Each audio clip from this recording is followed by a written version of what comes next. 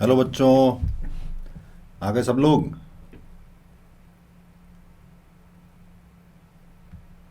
How are you all today? Hello Ayush, hello Hardik, hello Pranshu. Very very good evening to all of you. और happy Lohri सभी को। बहुत ही अच्छा festival आज लोहड़ी का। प्रणाम, जीते रहो बेटा, जीते रहो। Hi Aman, how are you? Hello, good evening. ये सब तो ठीक है, तैयारी कर रहे हो नहीं कर रहे हो जेई मेंस की?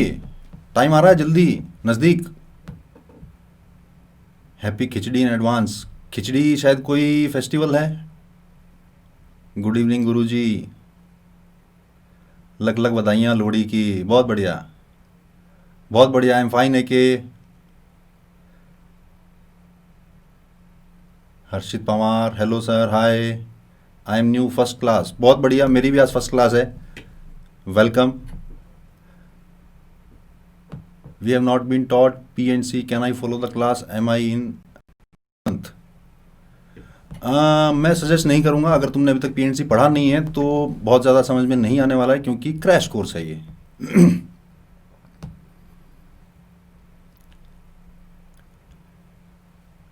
कौन कौन बच्चा फरवरी में जेई मेंस देने की सोच रहा है?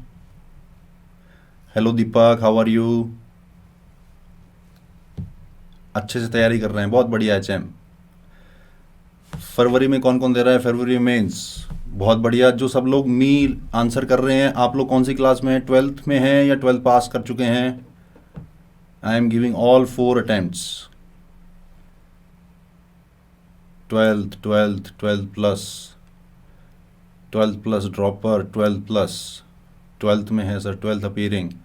बोर्ड की तैयारी भी साथ साथ करते रहना भैया। क्लास को सिंसियरली अटेंड करना, और क्लास के बाद प्रैक्टिस क्वेश्चन करना, और उसके बाद बोर्ड की तैयारी भी करना। चैटिंग में, यूट्यूब पे उतना टाइम वेस्ट मत करना। पढ़ाई के लिए तो ऑनलाइन आना पड़ेगा डेफिनेटली। बोर्ड में टाइम है, ठीक बात है। बोर्ड्स क्या होता है? Sir please speak in English. I will try my best to speak in Hindi as well as in English also. Can you show us your monitor screen please? जल्दी दिखाऊंगा। टाइम कैसे मैनेज करें? टाइम मैनेज करने के लिए देखो, master classes, live lessons में master classes नाम से एक सेक्शन दिखेगा आपको।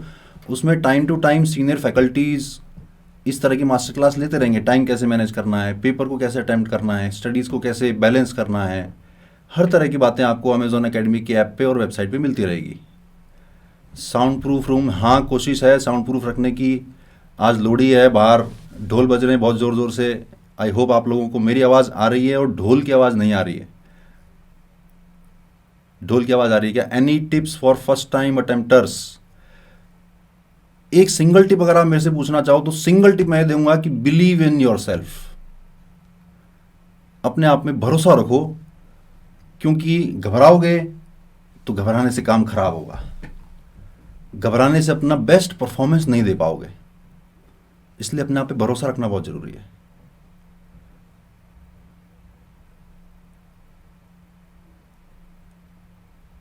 क्लास के बाद डीपी मिलेगी, बिल्कुल मिलेगी। वहीं लेक्चर के नीचे आपको जो स्लाइड्स हैं वो भी मिल जाएगी, और डीपी भी मिल जाएगी। Marks versus percentile idea depend करता है, कभी कुछ कभी कुछ। बहुत ही ज़्यादा वेरिएबल चीज़ है, उसके बारे में कभी भी कुछ भी प्रेडिक्ट करना ठीक नहीं है।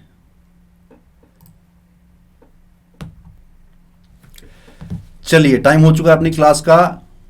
Hello all, good evening all of you. Very very warm welcome to Amazon Academy. मैं नितेश जाखड़ आप सभी का स्वागत करता हूं अमेजॉन एकेडमी की ऐप पे। आज के लेसन में अपन लोग डिस्कस करेंगे परमुटेशन एंड कॉम्बिनेशन और बाइनोमियल थ्योरम।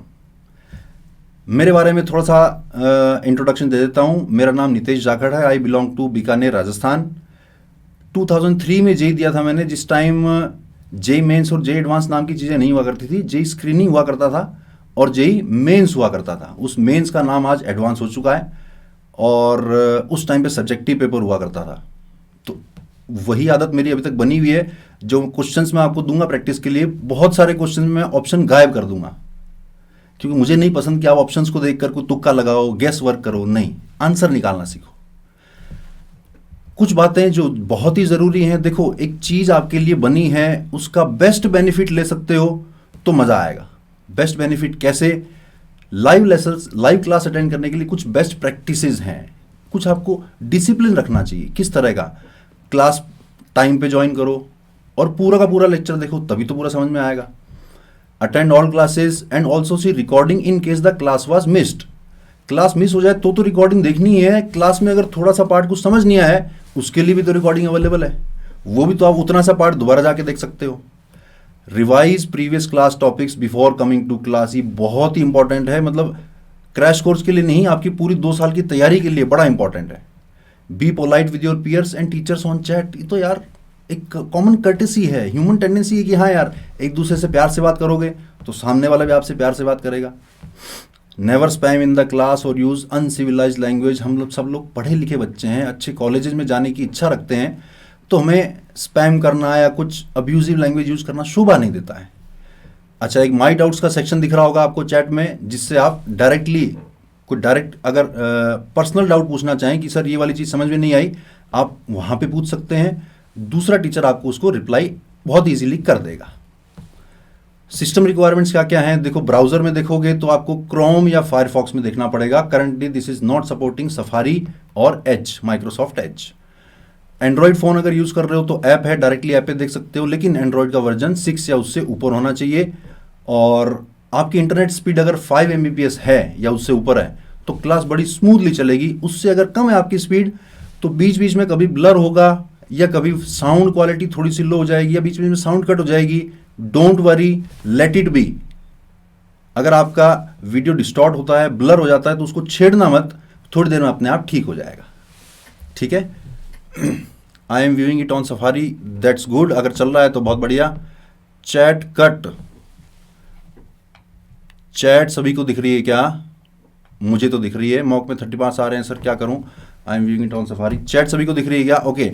लास्ट फाइनली मैं आपसे सबसे पूछ रहा हूं, क्या मेरी आवाज़ सही आ रही है? क्या मेरा वीडियो सही आ रहा है? और क्या सबको चैट्स दिखाई दे रही हैं?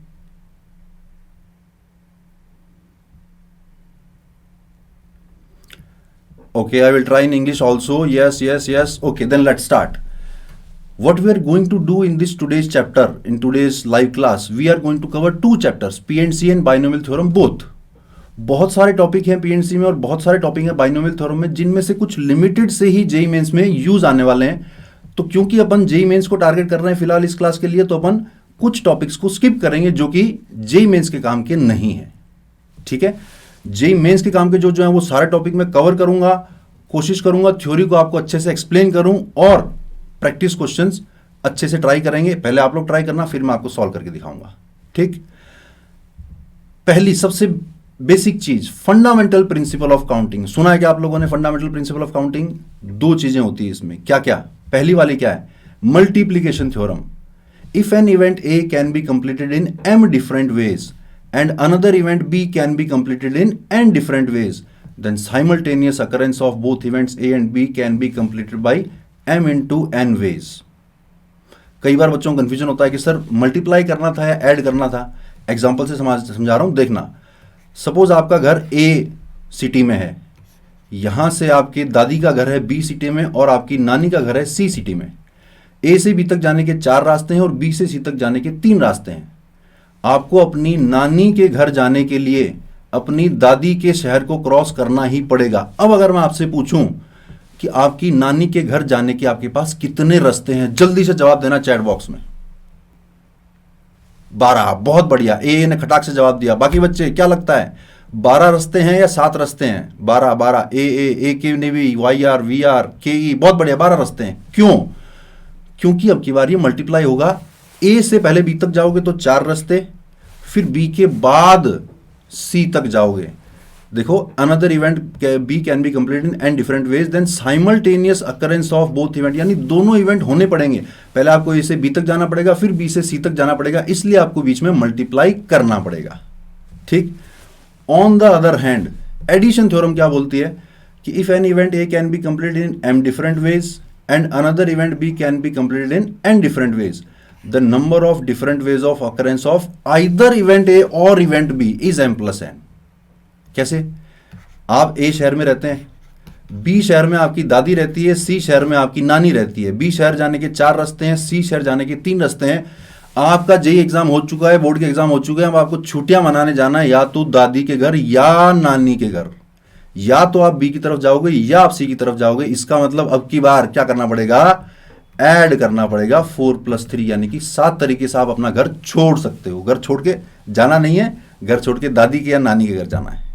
इतना क्लियर, बहुत बढ़िया, 7 वेज, वेरी वेरी गुड। देखते हैं जरा सवाल, खटाक से खटाक से खटाक से। The number of integers greater than 6000। Read the question very very carefully. एक एक शब्द को, एक एक इंफॉर्मेशन को ध्यान से पढ़ें, उसके बाद आंसर निकालें।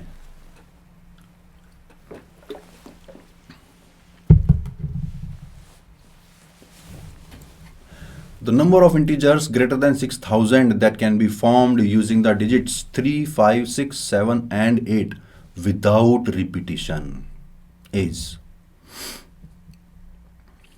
देखें जरा क्या आंसर निकल के आता है बच्चों का। 777। अब जरा मैं क्वेश्चन नंबर 1 का आंसर पूछना चाह रहा हूं। 72, 77 नहीं, 77 रॉन्ग है, 72 भी रॉन्ग है। जल्दी से दोबारा ट्राई करो। 120 इज ऑल्सो रॉन्ग। जिसका भी 120 निकला है HY please try again. 216 is also wrong. अरे यार, अब तो सारे गलत वाले तो सारे बता दिए। मैं नहीं चाहता हूं तुम्हें ऑप्शन दिखाना, फिर भी चलो पहले क्वेश्चन में मैंने दिखा दिया, क्योंकि ऑप्शन देखते आप आंसर देने लगोगे सर ये है ये है। 3 आंसर आपने दिए, मैंने कहा तीनों गलत है, चौथा आंसर सही हो गया 192। पेपर में ऐसा थोड़ी होता है यार, पेपर में आपका आंसर निकालना पड़ता है। 192, 72, डी। चलिए करें solve. D is the correct answer, 192। अब मैं सॉल्व कर रहा हूं, ध्यान से देखना। चैट को एकदम छोड़ देना 2 मिनट के लिए और क्वेश्चन को ध्यान से समझना क्या क्या काम की बातें हैं। पहली बात कि इंटीजर जो अपन बना रहे हैं वो 6000 से बड़ा होना चाहिए और डिजिट हमें दे रखे हैं 5, रिपीटिशन नहीं होना चाहिए। तो 5 डिजिट अगर दे रखे हैं तो भैया मेरे पास तो चॉइस है कि मैं 4 डिजिट के बनाऊं या फिर मैं 5 डिजिट के बनाऊं, है ना मेरे पास चॉइस। 1, 2, 3, 4, ठीक है। ये पहला पार्ट, ये दूसरा पार्ट। जब मैं 4 डिजिट के नंबर बनाऊंगा तो मुझे ये ध्यान रखना है कि रिपीट नहीं होना चाहिए और 6000 से बड़ा होना चाहिए। 6000 से बड़ा अगर होना चाहिए 3, 5, 6, 7, 8, it means the first place can be filled in only 3 ways because I can fill 6 or 7 or 8. Suppose I fill the first place with 6. Now I am left with 3, 5, 7 and 8, which means second place can be filled in 4 ways, third place can be filled in 3 ways, fourth place can be filled in 2 ways, क्योंकि repetition allowed नहीं है। तो अब बताओ मुझे, यहां पे मुझे मल्टीप्लाई करना है 3 इंटू 4 इंटू 3 इंटू 2 या मुझे ऐड करना है? मल्टीप्लाई करना है या ऐड करना है, सबसे मेरा सवाल, सबसे बेसिक सवाल। ये चीजें अगर समझ जाओगे तो पूरे मल्टीप्लाई करना है। वेरी गुड, क्योंकि पहले फर्स्ट बॉक्स भरेगा, फिर सेकंड, फिर थर्ड, फिर फोर्थ, यानी एक के बाद एक इवेंट हो रहा है। Then first part is 3 into 4 into 3 into 2, कितना आता है ये? 24, 4 3 12, 3 2 6, 72 आता है क्या? ठीक है। सेकेंड पार्ट पे आते हैं कि 5 डिजिट का नंबर बना लो। अगर 5 digit number I am forming then there is no problem, the number is going to be greater than 6000 anyway. It means the first place can be filled in 5 ways, second place can be filled in 4 ways, 3 ways, 2 ways, 1 way, which comes out to be 120. The answer comes out to be 190. Correct answer आ गया D, multiply because it is dependent that which will first. 5 factorial हो जाएगा multiply. बहुत बढ़िया, factorial की बात अभी नहीं करी है मैंने, आगे करूंगा, इसलिए 5 इंटू 4 फैक्टोरियल भी कहना सही है। 5 फैक्टोरियल डायरेक्टली बोलेंगे अपन। Please do not show option if possible, ठीक है। In some question I will show you options, in some questions I will not show you the option. नहीं समझ में आया, कौन सा पार्ट नहीं समझ में आया आरजे, जल्दी से बताओ। फर्स्ट वाला पार्ट या सेकंड वाला part? Which part, first part और second part? Which part was not clear to you RJ? पूरा बताऊं, चलो फटाफट से बताऊंगा, देखना। अगर सेकंड बार समझा रहा हूं उस टाइम नहीं समझ में आए तो रिकॉर्डिंग को दोबारा देख लेना, ठीक है। फर्स्ट पार्ट में अपन ने क्या बोला कि 6000 से बड़ा नंबर बनाना है तो पहली जगह पे मेरे पास 3 ही चॉइसेस है भरने की। कौन कौन सी 3 चॉइस? 6, 7 या 8, क्योंकि 6000 से बड़ा बनाना है। तो first place can be filled in 3 ways. Suppose मैंने 6 भर दिया तो मेरे पास 4 नंबर बचे, 3, 5, 7 and 8। So second place can be filled in 4 ways, third place can be filled in 3 ways, fourth place can be filled in 2 ways. All these have to be multiplied because the events are occurring one after the another. When we are doing the second case, we are making a 5-digit number. 5-digit number में 6000 से बड़ा तो any how हो ही जाएगा, यानी कि मुझे कुछ टेंशन लेने की जरूरत नहीं है। पहली प्लेस को भरने के 5 तरीके, सेकंड प्लेस को भरने के 4 तरीके, फिर 3 तरीके, 2 तरीके, 1 तरीके, मल्टीप्लाई किया सबको, इन दोनों को किया ऐड, आंसर आ गया। चलें आगे। Explain in English sir, sorry I will explain in English also, don't worry. Let's move on to the next topic, permutation of n different objects. ठीक है, एन डिफरेंट ऑब्जेक्ट्स है, सबको आपस में परम्यूटेशन करना है। कितने नंबर ऑफ वेज आएंगे? Total number of ways of permutation of n different objects taking all at a time is n factorial. जानते होंगे सब लोग, सबसे आसान चीज होती है। 5 चीजें हैं, 5 लेटर का वर्ड बनाना है, 5 फैक्टोरियल, खत्म बात। लेकिन अगर taking r at a time करना हो तो क्या वैल्यू आती है? तो वैल्यू आती है NPR के बराबर। लेकिन NPR बहुत ही रेयरली यूज करते हैं हम। क्यों यूज करते हैं रेयरली?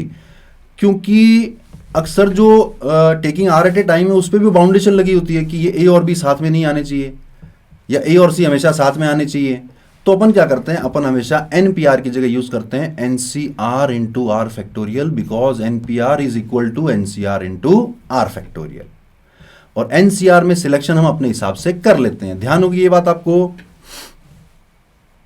चलिए question number 2, very very interesting question, और इस क्वेश्चन से बहुत सारे अलग अलग तरह के क्वेश्चन कवर हो जाएंगे। फटाफट से ABCD part, let's see who gives the answer quickly.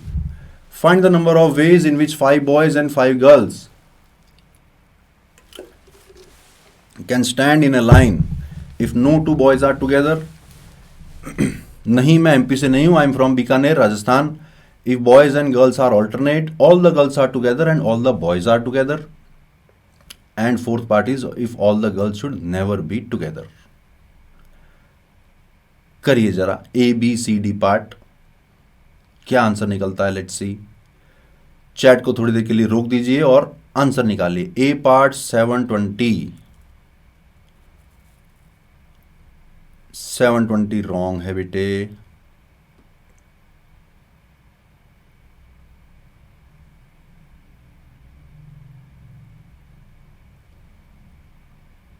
अगर आप चाहें तो फैक्टोरियल्स में भी आंसर दे सकते हैं। फैक्टोरियल्स की वैल्यू निकालने में हो सकता है आपको टाइम लगे, तो फैक्टोरियल्स में आंसर दे सकते हैं। That is not going to be problem. 6 factorial 5 factorial correct answer. PP A part का आंसर 6 फैक्टोरियल इंटू 5 फैक्टोरियल। बहुत बढ़िया। हिंट नहीं नहीं नहीं नहीं, एग्जाम में हिंट थोड़ी मिलता है यार। B का आंसर 720 नहीं, आई एम सॉरी। फर्स्ट का 240 नहीं, फर्स्ट का आंसर निकाला जा चुका है। RS ने करेक्ट आंसर दिया है 6 फैक्टोरियल इंटू 5 फैक्टोरियल। SU ने भी सही दिया है, VA ने भी सही दिया है, AA ने भी सही दिया है। सेकंड पार्ट का आंसर देखें जरा, कौन कौन निकालता है सही। सेकंड वन 480 नहीं बेटे।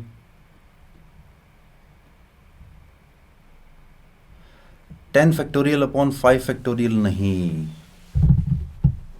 B का आंसर 5 फैक्टोरियल नहीं।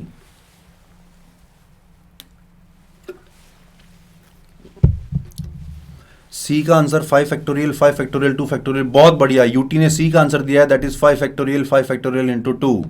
Second one is not 5 factorial. Second one is 2 multiplied by 5 factorial. Correct answer.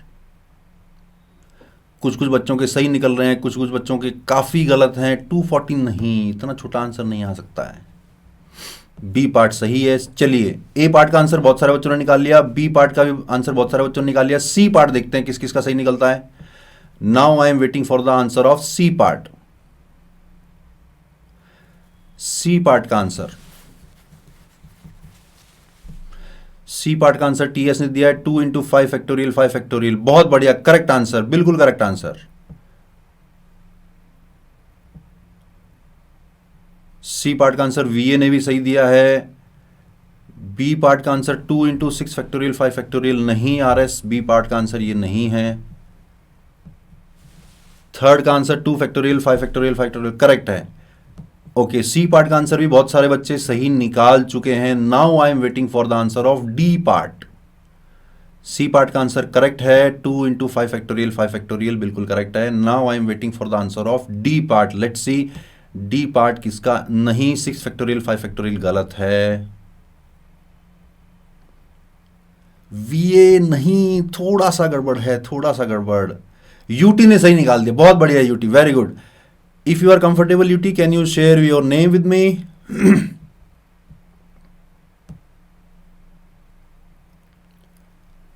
D का आंसर 7 फैक्टोरियल माइनस 6 फैक्टोरियल नहीं है, सॉरी।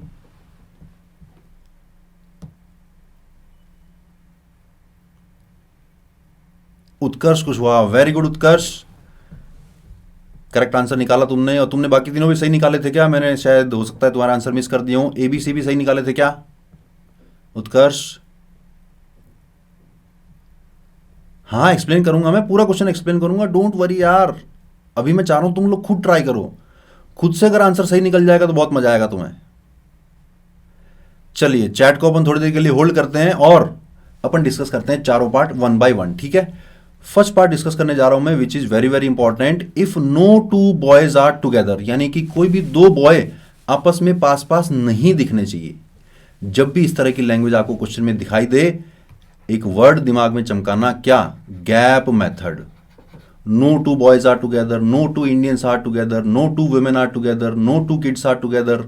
इस तरह के जब भी क्वेश्चन में लैंग्वेज दिखे तो गैप मेथड लगाना। गैप मेथड कैसे लगाना है देखो जरा। B1 B2 B3 B4 B5 और G1 G2 G3 G4 और G5। लेट्स से ये 5 बॉयज हैं और 5 गर्ल्स हैं। बॉयज साथ में नहीं होने चाहिए, तो मैं एक काम करूंगा, मैं गर्ल्स को पहले अरेंज कर लूंगा, एक लाइन में खड़ा कर लूंगा। गर्ल्स को एक लाइन में खड़ा कर दिया मैंने, G1 G2 G3 G4 G5।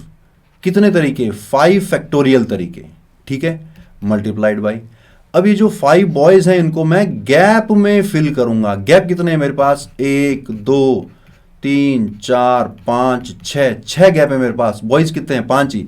तो मैंने काम किया, 6 में से 5 गैप सिलेक्ट किए और 5 गैप में पांचों बॉयज को अरेंज कर दिया। 6C5 की वैल्यू 6 होती है और 6 इंटू 5 फैक्टोरियल बन जाएगा 6 फैक्टोरियल, यानी कि correct answer is 5 factorial 6 factorial. बहुत सारे बच्चों ने सही निकाला था, very very good. Okay, next part I will explain in English.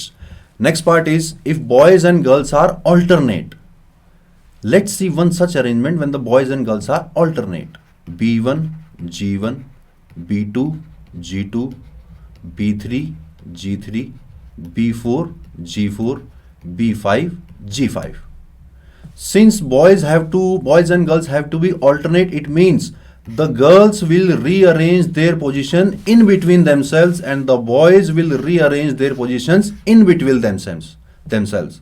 So the boys will arrange in 5 factorial ways and the girls will arrange in 6 factorial ways, but this answer is still wrong because I have right now fixed the position of boys and I am saying that the boys will rearrange in these positions. What happens if we start the line with the girl? G1 B1 G2 B2 G3 B3 G4 B4 and G5 B5।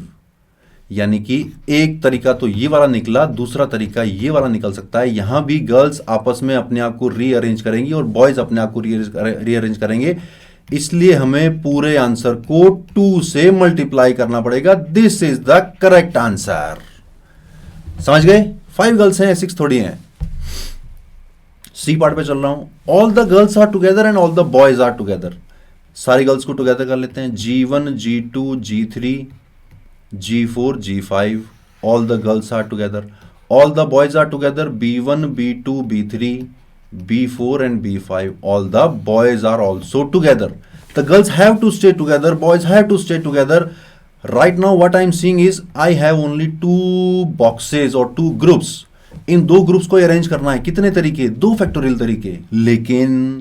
लेकिन ये group के अंदर girls आपस में कैसे rearrange हो रही हैं, 5 फैक्टोरियल तरीके से। ग्रुप के अंदर बॉयज आपस में कैसे रीअरेंज हो रहे हैं, 5 फैक्टोरियल तरीके से। Correct answer is 2 multiplied by 5 factorial, 5 factorial. Clear. Fourth part, all the girls should never be together. बहुत ही केयरफुली देखना ए पार्ट को और डी पार्ट को। डी पार्ट में no 2 boys are together. Suppose A part अगर ये होता, no 2 girls are together, no 2 girls are together, तो फिर ए पार्ट और डी पार्ट में बहुत फर्क होता। ए पार्ट कुछ अलग कह रहा है, ए पार्ट टाइप की लैंग्वेज हो तो आपको लगाना gap method. D part type की लैंग्वेज हो, all the girls should never B, यानी सारी की सारी लड़कियां साथ नहीं आनी चाहिए, सारी की सारी लड़कियां साथ नहीं आनी चाहिए। तो मैं क्या कह रहा हूं, मैं कह रहा हूं total minus when all the girls are together. ये फर्क है फर्स्ट पार्ट में और फोर्थ पार्ट में। टोटल में से माइनस कर दिया जब सारी लड़कियां साथ हैं, तो माइनस करते ही वो तरीके बचे जब सारी लड़कियां साथ नहीं है। All the girls are never together. Total कितने तरीके आएंगे तो हर कोई जानता है, 10 फैक्टोरियल तरीके आएंगे। Minus when all the girls are together, तो अपन क्या करते हैं, G1 से लेकर G5 गर्ल्स को एक डब्बे में बंद कर देते हैं, और B1 से लेकर B5 इनको कुछ नहीं करना है। तो 5 बॉयज हैं और एक ये डब्बा, यानी मुझे 6 ऑब्जेक्ट दिखाई दे रहे हैं, उनको मैं 6 फैक्टोरियल तरीके से रीअरेंज कर दूंगा। जब जब रीअरेंज करूंगा तब तब गर्ल्स तो साथ में रहेंगी, गर्ल्स अब साथ में रहेंगी, लेकिन गर्ल्स आपस में 5 फैक्टोरियल तरीके से इंटरनली रीअरेंज भी तो होंगी।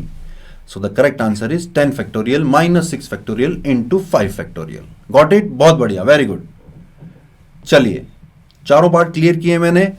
अगर आपको फिर भी थोड़ी बहुत दिक्कत है, you will get the live recording of this live session, उसमें दोबारा देखना, एक बार और देखोगे समझ में आ जाएगा। आगे बढ़ते हैं। Permutation of alike objects taking all at a time. Alike objects का परमुटेशन थोड़ा सा ट्रिकी होता है। जैसे सपोज ए और बी, सी, डी और ई, 6 चीजें हैं मेरे पास। इन 6 को आपस में रीअरेंज करना हो तो 6 फैक्टोरियल तरीके आंसर नहीं, ये आंसर नहीं आएगा, क्योंकि अब की बार 2 चीजें एक जैसी हैं। ये दोनों चीजें जब जब खुद की पोजीशन चेंज करेगी तब तक कुछ फर्क दिखेगा ही नहीं हमें। तो एक काम करते हैं अपन, 1 2 3 4 5 6, इन 6 में से पहले मैं 2 जगह सिलेक्ट कर लेता हूं और उन 2 जगहों पर मैं ए को फिल कर देता हूं। बची मेरे पास 4 जगह, 4 एलिमेंट, मल्टीप्लाइड बाई 4 फैक्टोरियल। ध्यान से देखना ये बना क्या, ये बना 6 factorial divided by 2 factorial 4 factorial, ये तो हो गया 62। मल्टीप्लाइड में जो 4 फैक्टोरियल है वो तो कैंसिल हो गया, बचा मेरे पास 6 फैक्टोरियल अपॉन 2 फैक्टोरियल। कुछ निष्कर्ष निकाल रहा हूं मैं क्या, कि 6 चीजें थी मेरे पास तो 6 फैक्टोरियल कर दो, उनमें से 2 चीजें एक जैसी थी तो 2 फैक्टोरियल से डिवाइड कर दो। यह है permutation of alike objects taking all at a time. Statement लिखने जा रहा हूं मैं, total number of permutations, repeat, okay, one more time I will repeat. Suppose आपके पास ए बी बी और सी डी ई, 2 2 4 और 3, 7 चीजें हैं। इन 7 चीजों को अगर आपको रीअरेंज करना है तो आप 7 फैक्टोरियल लिख दो, क्योंकि टोटल 7 चीजें हैं, और ये 2 चीजें एक जैसी है तो 2 फैक्टोरियल से डिवाइड कर दो, और ये 2 चीजें एक जैसी हैं तो 2 फैक्टोरियल से और डिवाइड कर दो। ये है permutation of alike objects taking all at a time. Statement है P plus Q plus R objects हों जिनमें से P एक जैसे हैं, Q एक जैसे हैं और बचे हुए R सारे डिफरेंट टाइप के हैं, तो टोटल नंबर ऑफ वेज क्या आएंगे, P plus Q plus R पूरे का factorial divided by P factorial Q factorial.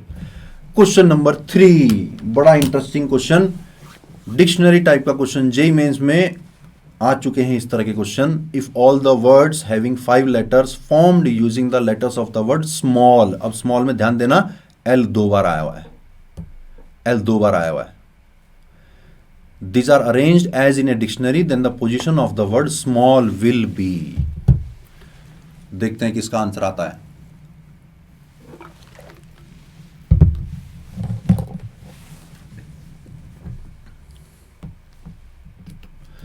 Five factorial upon 2 factorial नहीं, क्वेश्चन ध्यान से पढ़ ले लाला, एमजे की क्वेश्चन ध्यान से पढ़ो यार। जितने भी लेटर बन रहे हैं उनको डिक्शनरी में अरेंज किया है, डिक्शनरी में अरेंज किया है। नहीं नहीं, रैंक निकालनी है, position of the word small dictionary में अरेंज अगर सबको करोगे। नहीं बेटा, क्या कर रहे हो यार, रीअरेंज नहीं करना है। क्वेश्चन नहीं पढ़ रहे हो ध्यान से यार, यही बीमारी तुम्हें जेई में इसमें खराब करती है। सबका गलत है, 5 फैक्टोरियल अपॉन 2 फैक्टोरियल गलत है सबका, क्या बात कर रहे हो। 58, तो that is the correct answer. Very good DG. DG क्या नाम है तुम्हारा? If you are easy, if you are comfortable to share your name. डीजी तुमने बहुत सही आंसर दिया, 58 RASSAK 58 करेक्ट आंसर है। SS का गड़बड़ है, 58th वर्ड आएगा, बहुत सही। 4 फैक्टोरियल अपॉन 2 फैक्टोरियल नहीं आएगा यार, क्या कर रहे हो, क्वेश्चन नहीं पढ़ रहे हो यार, इसीलिए मैंने ऑप्शन नहीं दिया। ऑप्शन देता तुम्हें लगता है कि हाँ कुछ नंबर आने वाला है, तो तुम 4 फैक्टोरियल अपॉन 2 फैक्टोरियल टाइप के वाहियात जवाब नहीं देते। कैलकुलेशन में स्लो कोई दिक्कत नहीं है, बट 4 फैक्टोरियल अपॉन 2 फैक्टोरियल ऐसा नहीं। 0 कॉमेडी कर रहे हो तुम यार, जेई मेंस का एग्जाम देना तुम्हें।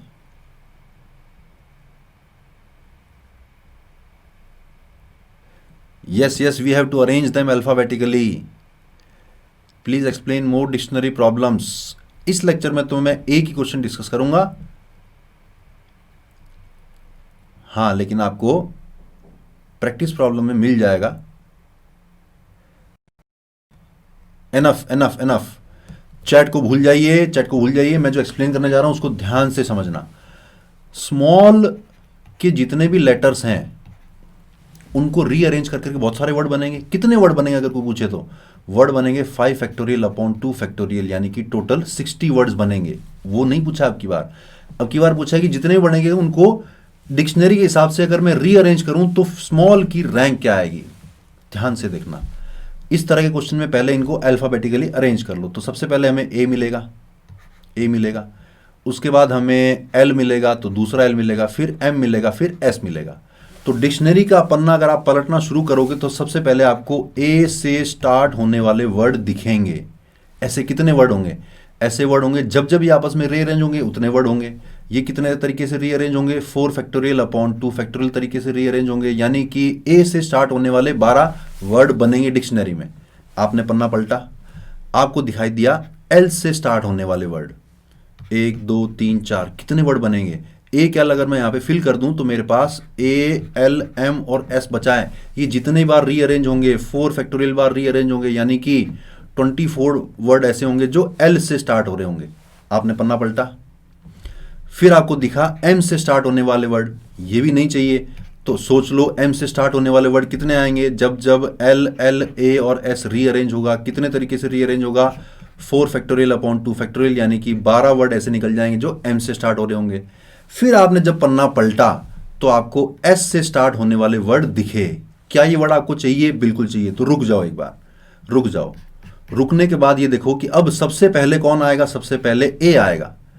आपको जिसकी रैंक निकालनी है उसमें एस के बाद ए चाहिए क्या? नहीं चाहिए, तो बाकी तीनों को फिल कर दो। बाकी तीनों को फिल यानी एल एल एम को फिल कर दो। कितने तरीके? 3 फैक्टोरियल अपॉन 2 फैक्टोरियल, यानी कि 3 वर्ड और निकल गए। अगला पन्ना पलटा तो एस के बाद हमें एल से स्टार्ट होने वाले वर्ड दिखेंगे। ये हमें चाहिए क्या? नहीं चाहिए, तो बची हुई जगह को फिल कर दो। क्या क्या फिल करना है? एल ए और एम फिल करना है। कितने तरीके? 3 फैक्टोरियल तरीके, यानी कि 6 वर्ड और निकल गए। फिर पन्ना पलटा तो एस के बाद हमें एम से स्टार्ट होने वाले वर्ड दिखने शुरू हुए। ये हमें चाहिए क्या? चाहिए, तो रुक जाओ। रुक के ये सोचो कि यहाँ पे सबसे पहले क्या आएगा? ए आएगा। ए हमें चाहिए क्या? रुक जाओ। अब अगले पे जाओ, यहाँ पे क्या आएगा? अब तो ऑब्वियसली एल और एल ही आएगा। यानी कि यहाँ पर जो सम आ रहा है वो हमें डिसाइड करेगा कि स्मॉल की रैंक क्या आने वाली है। तो ऐड करते हैं जरा। ये बन गया 48 और ये बन गया 9। 48 प्लस 9 यानी 57। तो स्मॉल की रैंक आएगी क्या? 58th rank. वंस मोर, नहीं बेटे सॉरी, उतना टाइम नहीं है। इस रिकॉर्डिंग को तुम दोबारा देख लेना। इस रिकॉर्डिंग को तुम दोबारा देख लेना। हाँ, it is easy to go by 6-2, लेकिन मैंने एक जनरल मेथड फॉलो किया ताकि आपको हर तरह के क्वेश्चन में ये प्रोसीजर फॉलो हो सकता है। इस क्वेश्चन को करने का एक और तरीका भी है, आप पीछे से स्टार्ट कर दो, पीछे स्टार्ट कर दो, लेकिन वो तरीका हर क्वेश्चन में दिक्कत देगा। इसलिए मैंने आपको जनरल मेथड बताया है कि इस मेथड को फॉलो करते आप रैंक वाले क्वेश्चन करोगे तो बड़े आराम से सॉल्व हो जाएंगे। समझ में अगर नहीं आया हो, आई विल रिकमेंड कि इसकी रिकॉर्डिंग आपको मिलेगी। इस पर्टिकुलर क्वेश्चन को एक बार दोबारा देखना, देखने के बाद वीडियो को पॉज करना, फिर इस क्वेश्चन का आंसर खुद से निकाल के देखना, वो सही निकल जाए फिर वीडियो को बंद कर देना। आगे बढ़ते हैं। कॉम्बिनेशन, कॉम्बिनेशन का मतलब क्या है? चीजें सिलेक्ट करना। आपके सामने 6 डिफरेंट चीजें पड़ी हुई, उनमें से 3 सिलेक्ट करनी है, तो पहले दूसरी तीसरी उठाई या पहले दूसरी चौथी उठाई, सिलेक्ट करना है। कितने तरीके से सिलेक्ट कर सकते हैं? Total number of ways of selecting r objects out of n different objects is NCR। जानते हो ये तो, लेकिन जानने के बावजूद गलती करते हो। क्या गलती करते हो?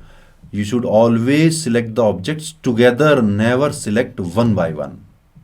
सपोज आपके सामने 5 चॉकलेट हैं, C1, C2, C3, C4, C5। आपको कहा जाए कि इनमें से 3 चॉकलेट सिलेक्ट करनी है, डायरेक्टली बोलना 5C3, ये करेक्ट आंसर है। ऐसे मत बोलना कि सर पहली चॉकलेट चूज करने के मेरे पास 5 तरीके हैं, दूसरी चूज करने के मेरे पास 4 तरीके हैं, तीसरी चूज करने के मेरे पास 3 तरीके हैं। ये गलत हो जाएगा, दिस इज रॉन्ग। क्योंकि आपने पहली बार C1 उठाई, दूसरी बार C2 उठाई, तीसरी बार C3 उठाई, दूसरा कॉम्बिनेशन में आपने C2, C1, C3 उठा ली, अल्टीमेटली कॉम्बिनेशन तो सेम बना ना। इसलिए never select the objects one by one, always select all the objects together. Clear? देखते हैं जरा क्वेश्चन नंबर 4 का आंसर कौन कौन निकाल पाता है और कितना जल्दी निकाल पाता है। अब की बार मैंने ऑप्शन दे दिए हैं आपको, ऑप्शन दे दिए अब की बार। कभी कभी ऑप्शन दूंगा, कभी कभी नहीं दूंगा। अब की बार ऑप्शन क्यों दिए इसका भी मैं एक कारण बताऊंगा, विच is very very important. Question solve करो जरा।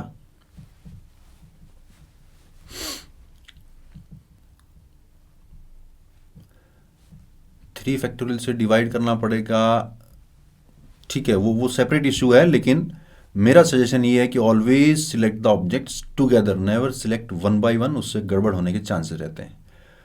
485 इज द आंसर। एस ने करेक्ट आंसर निकाल लिया, very good. English language please. Okay, sorry, I will use English language as well as Hindi language. B is the correct answer. SRPUKPSK. Very good guys. 485 is the correct answer. Yes, good job. जो बच्चे इतना जल्दी answer नहीं निकाल पा रहे हैं, घबराए नहीं। ये क्वेश्चन थोड़ा सा कॉमन क्वेश्चन है, उन्होंने पहले देख रखा है और हो सकता है कल परसों में देखा हो, उन्हें आंसर याद हो। जिनका नहीं निकला है, डोंट वरी, वो कोई तुर्रम खां नहीं है।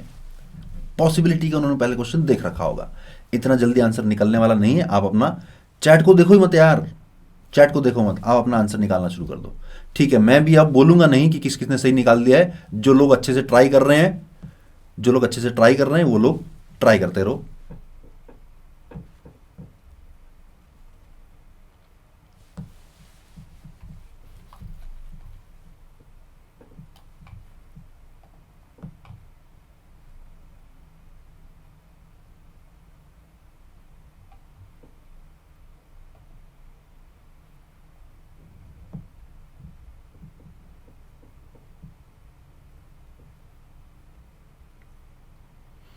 Okay, this question I will explain in English.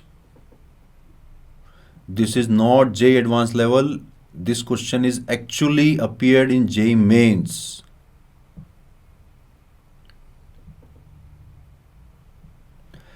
Okay, now I'm going to solve this question and I'm turning off the chat so that all you guys can concentrate.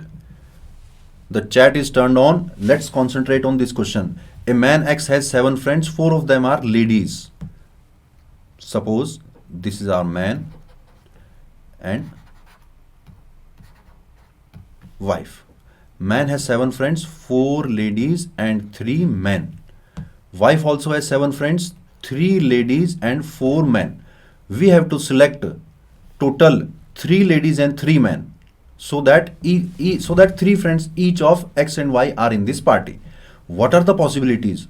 I choose 3 ladies and 0 men, and 0 ladies and 3 men from here, or 2 ladies 1 man and 1 ladies 2 men, or 1 lady 2 men. Then I will have to select 2 ladies and 1 man, or I'll select 0 ladies, all 3 men from here, then in that case I will select 3 ladies from here and 0 men from here. What are the total number of ways of selecting these 4 combinations? One by one मैं लिख रहा हूं. पहला 3 ladies यानी कि 4C3 multiplied by 3C0 multiplied by first part multiplied by 3C0 multiplied by 4C3 plus second part 4C2 multiplied by 3C1 multiplied by 3C1 multiplied by 4C2 plus third part 4C1 multiplied by 3C2 multiplied by 3C2 multiplied by 4C1 plus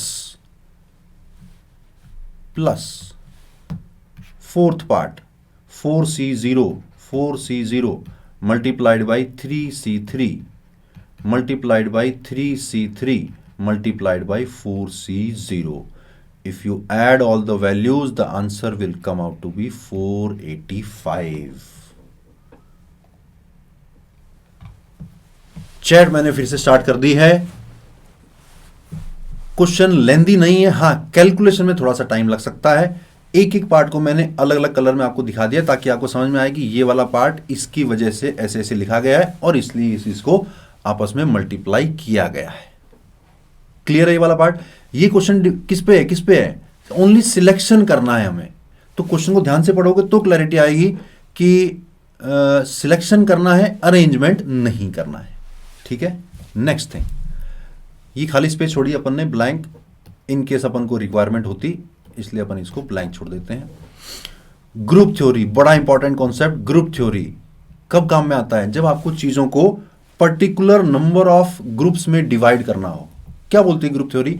total number of ways of dividing m plus n different objects into groups of m ऑब्जेक्ट्स and n objects is equal to m plus n factorial upon m factorial n factorial. जानते हो ये बात? तो अगर ऐसा होता कि 2m प्लस 3n चीजें हैं जिनमें से 2 ग्रुप बनाने हैं m चीजों के और 3 ग्रुप बनाने हैं n चीजों के, तो आंसर में हमें ये वाला पार्ट एक्स्ट्रा डालना पड़ता है. एग्जांपल लेके दिखा देता हूं मैं. सपोज ABC या ऐसा मान लो कि हमें 5 थिंग्स को डिवाइड करना है 2, 2 और 1 के ग्रुप में. टोटल नंबर ऑफ वेज क्या आएंगे? 5 factorial upon 2 factorial 2 factorial 1 factorial. ये तो फिक्स्ड है. 2 ग्रुप्स का साइज सेम है तो हमें उसके करस्पॉन्डिंग एक 2 फैक्टोरियल से और डिवाइड करना पड़ेगा. जानते हो ये बात? ये है group theory. Group theory is useful when you have to distribute different objects to people and there are some restrictions in distribution.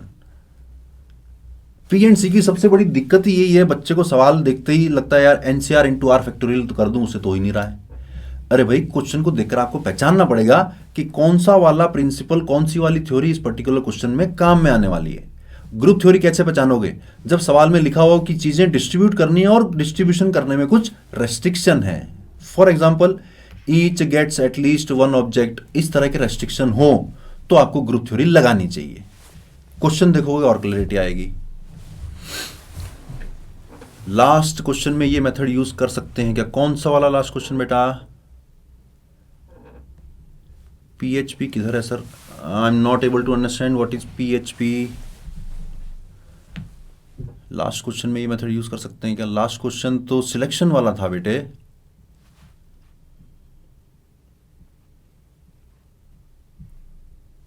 Party वाला क्वेश्चन तो सिलेक्शन पे था, उसमें डिस्ट्रीब्यूट थोड़ी करना था, ग्रुप थोड़ी बनाने थे हमें.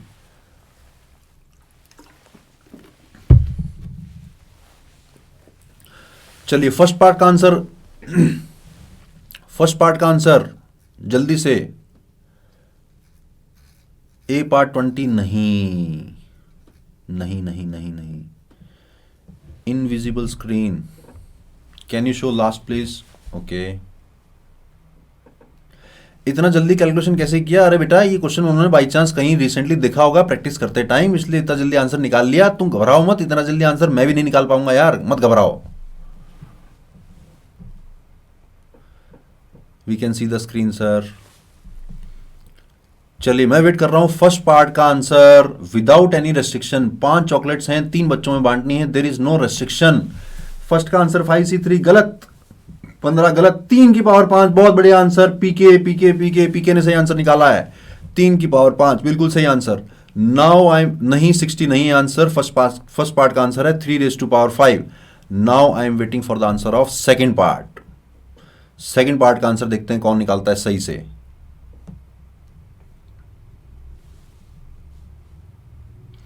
3⁵5 इज करेक्ट आंसर। नहीं बेटे नहीं नहीं, MK ऐसा नहीं है, वो क्वेश्चन इस तरीके से नहीं होगा, नहीं नहीं नहीं, ग्रुप थ्योरी का एप्लीकेशन डिफरेंट है कुछ। सेकेंड पार्ट का आंसर 60 नहीं, BP that is wrong. 3⁵5 is correct answer for part 1। Now I am waiting for the answer of second part. Second part का answer, read the question sir, it is invisible. If you will refresh your page maybe it will become visible. One more time theory, we have shortage of time, sorry we cannot repeat the theory. Question करूंगा तो आपको theory clear हो जाएगी, देखना ध्यान से। चलिए मैं चैट को ऑफ कर रहा हूं थोड़ी देर के लिए और क्वेश्चन को एक्सप्लेन कर रहा हूं, ध्यान से देखना, ध्यान से समझना और ध्यान से सुनना। 5 चॉकलेट हैं आपके पास, 3 बच्चे आपके सामने खड़े हैं। कैसे इमेजिन करना, आपके हाथ में 5 चॉकलेट हैं, 3 बच्चे सामने खड़े हैं। पहली चॉकलेट उठाई, किसको दूं किसको दूं किसको दूं, यानी 3 तरीके से दे सकता हूं। First chocolate can be distributed in 3 ways. दूसरी चॉकलेट उठाई, किसको दूं किसको दूं किसको दूं, उसके भी 3 तरीके। तीसरी चॉकलेट को भी डिस्ट्रीब्यूट करने के 3 तरीके, चौथी के भी 3 तरीके, पांचवी के भी 3 तरीके। आंसर आया 3⁵5। यहां पर अक्सर गलती करते हैं बच्चे 5⁵3। वो ऐसी गलती क्यों करते हैं? क्योंकि वो जल्दीबाजी करते हैं कि यार एक के ऊपर दूसरी पावर चढ़ाओ आंसर आ जाएगा। ऐसा नहीं है, समझना है।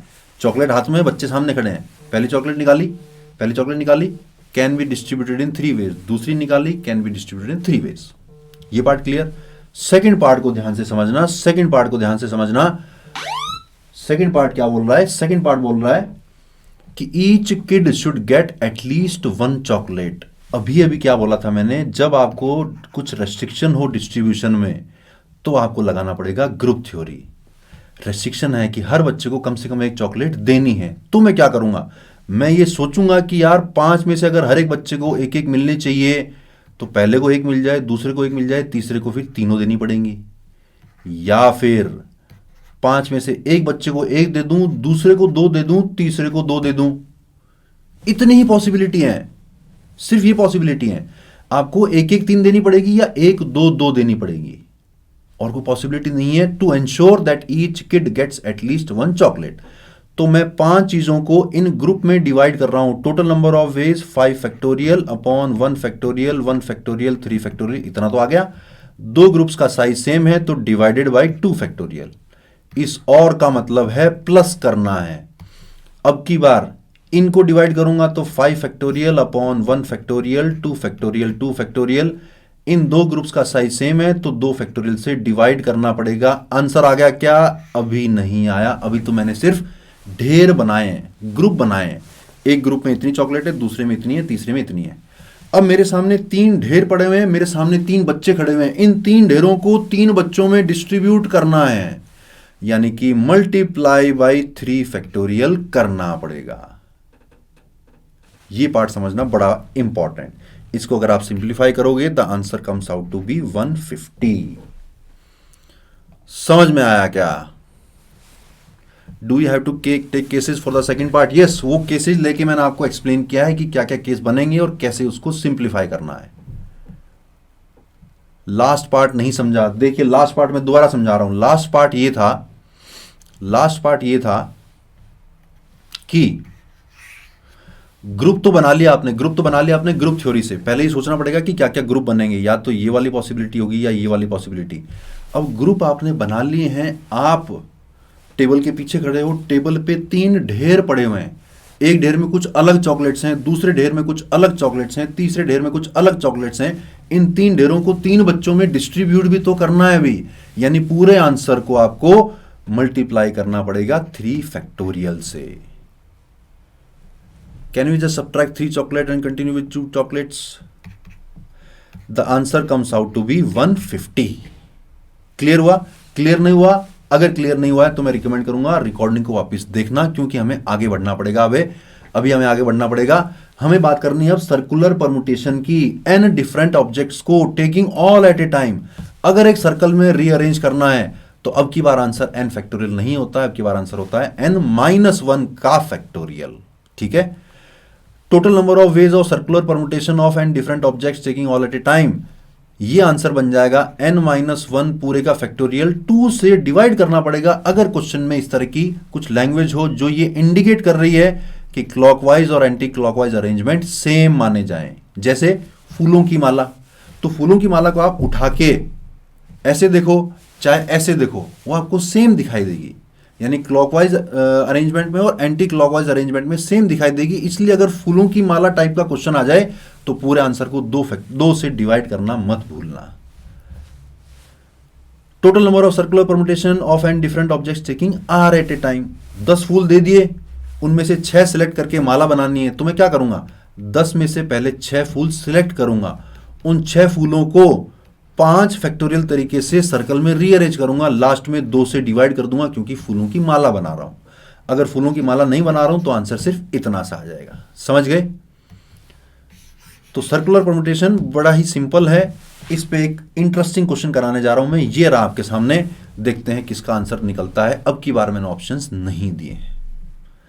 बाइनोमियल चालू होगा, इसी लेक्चर में चालू होगा, डोंट वरी।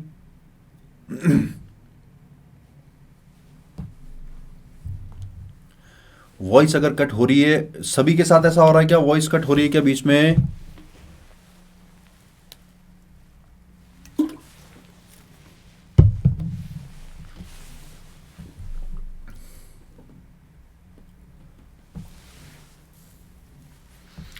तो जिसकी वॉइस कट हो रही थी प्लीज रिफ्रेश योर पेज, शायद कनेक्शन दोबारा अच्छे से बैठ जाएगा।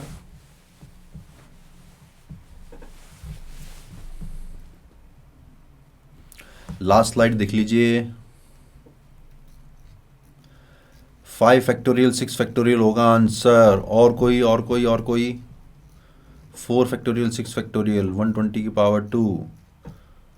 लास्ट स्लाइड दिखा दी ना बेटा।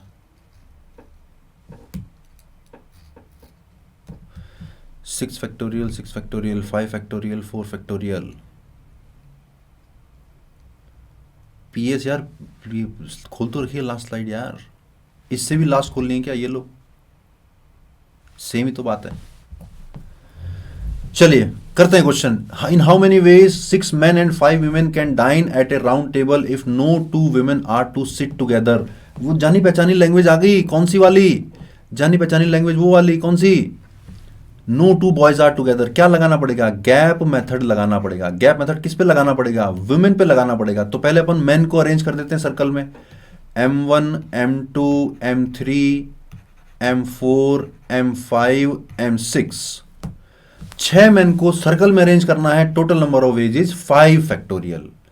अब गैप कितने क्रिएट हुए? 1 2 3 4 5 6 गैप क्रिएट हुए।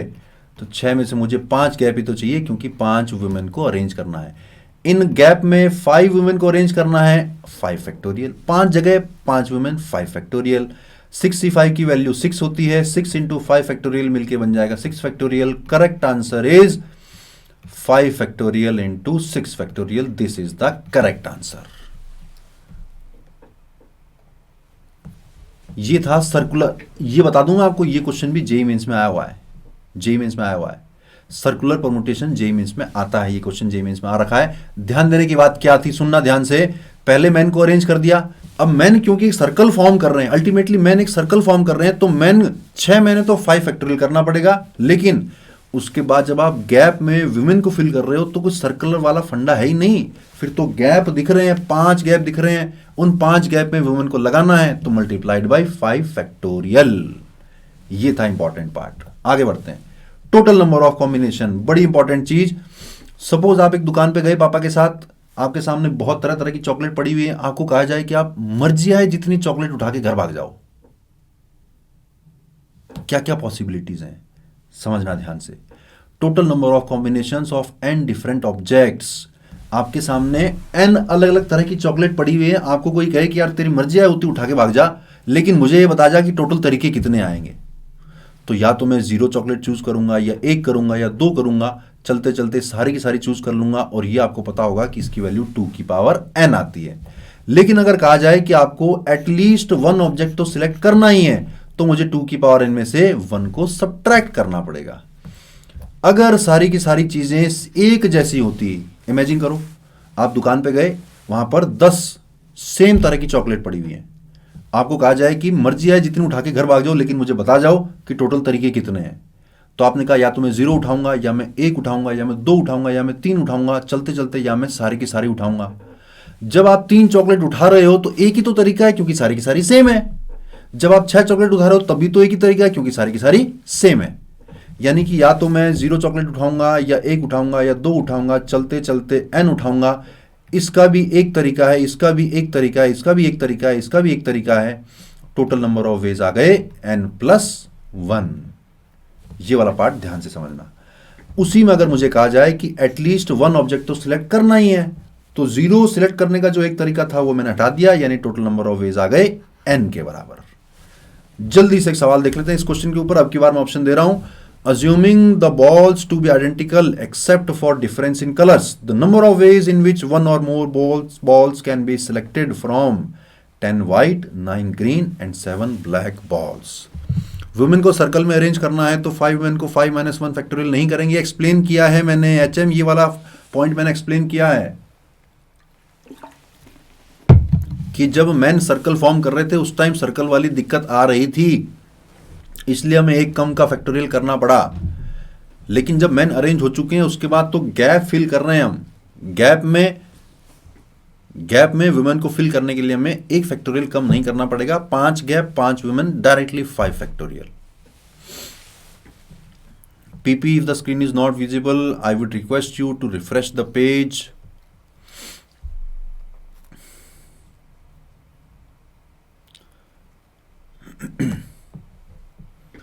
डी आंसर, बहुत बढ़िया, करेक्ट। हिंट नहीं यार, हिंट क्यों मांगते हो बार बार?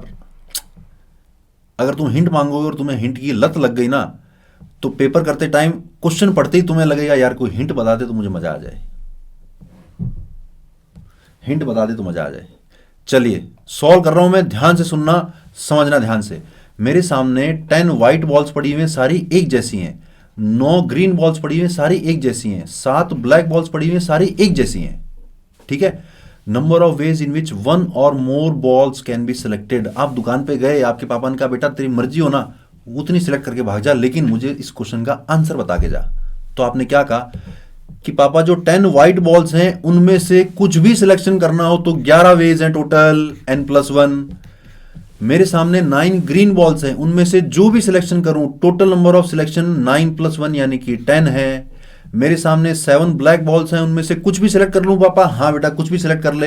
तो पापा उसके 8 तरीके हैं। अरे बेटा मैंने कहा था कम से कम एक तो लेके जाना घर पे, तो पापा मैं एक माइनस कर देता हूं। कौन सा तरीका? जब मैंने कोई व्हाइट भी नहीं उठाई, जब मैंने कोई ग्रीन भी नहीं उठाई, जब मैंने कोई ब्लैक भी नहीं उठाई, वो एक तरीका मैंने माइनस कर दिया। क्या आ रहा है इसका आंसर? 880 - 1 यानी कि 879। D is the correct answer. और इस क्वेश्चन में एक और बात ध्यान देने की, ऑप्शन से कई बार आपको हिंट मिलता है। कैसे हिंट मिल रहा है? ये जेईई मेंस में आया हुआ क्वेश्चन है। क्यों सिलेक्ट किया मैंने? ये आपको ये बताने के लिए कि देखो ए ऑप्शन को देखो, डी ऑप्शन को देखो, और बी और सी को देखो, एक एक का फर्क आ रहा है।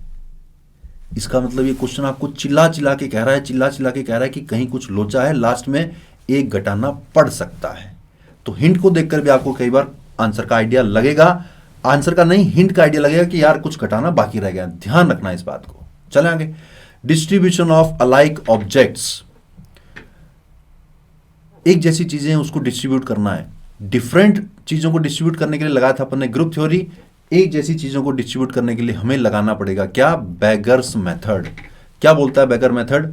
कि अगर आपके पास n आइडेंटिकल ऑब्जेक्ट्स हैं और डिस्ट्रीब्यूट करना है r लोगों में, such that each person can receive any number of objects, ये पार्ट बड़ा इंपॉर्टेंट है। Each person can receive any number, यानी डिस्ट्रीब्यूशन पे कोई बाउंडेशन नहीं होनी चाहिए। तो टोटल नंबर ऑफ वेज कितने आएंगे, n plus r minus one C r minus one. This is known as beggars method. आज के बाद अगर मैं क्वेश्चन में बेगर मेथड अप्लाई करूं तो समझ जाना कि ये वाला फॉर्मूला यूज कर रहा हूं। समझ गए?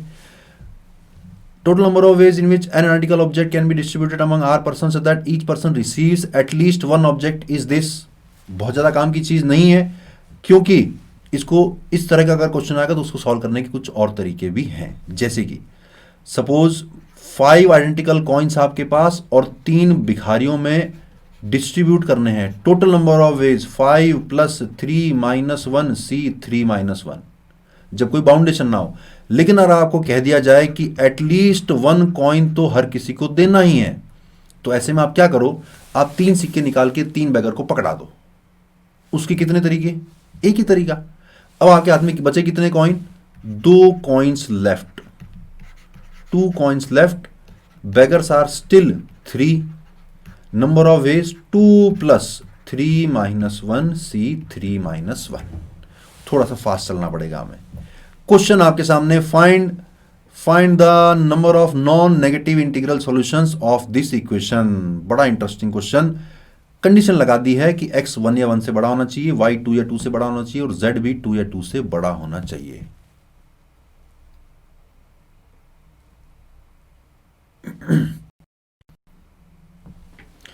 DE sir, this is my first class, wish me luck, very very good luck to you DE।